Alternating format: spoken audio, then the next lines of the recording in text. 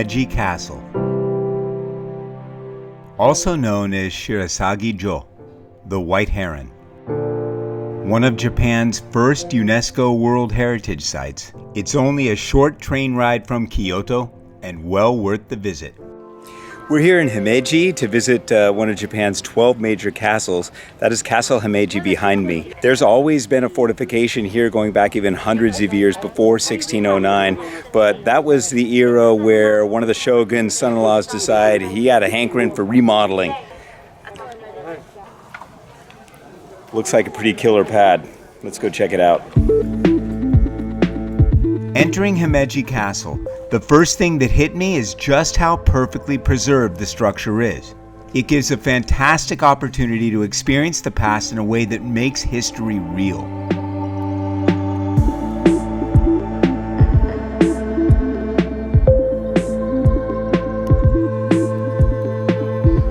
As beautiful as it is a building constructed for war, and the design reflects that. In the fog of war, the defenses of a castle like this can get pretty confusing, so the way they have their defenses laid out here is pretty ingenious.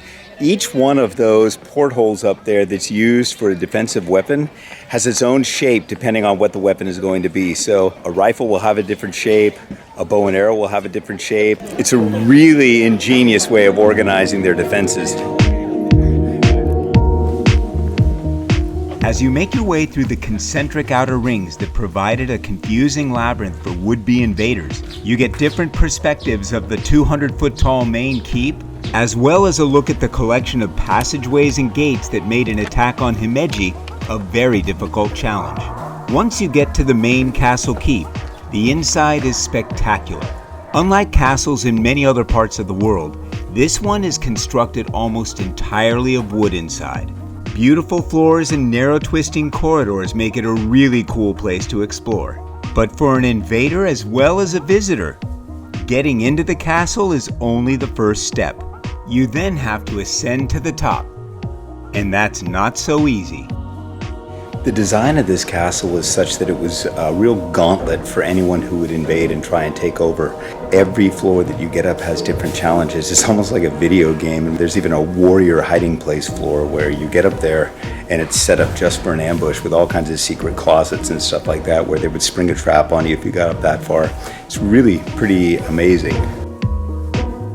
You climb the stairs to find each of the 6 floors has a unique purpose and design.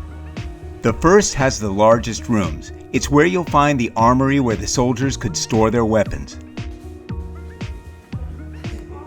Along the way, you'll find artifacts displayed to give a sense of the individual and family history of the castle, and commanding views of both the city and the exterior defenses.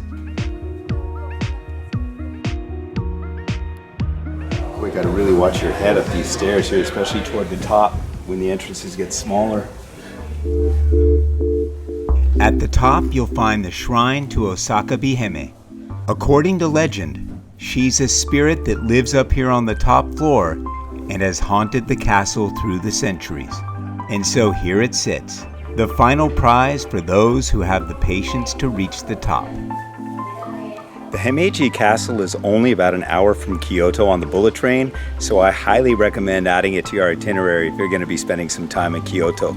We got down here and are going to get back in half a day. I strongly suggest making time for a visit to the neighboring Edo-style Koko-en gardens next door to the castle. It's only a couple of dollars and well worth it.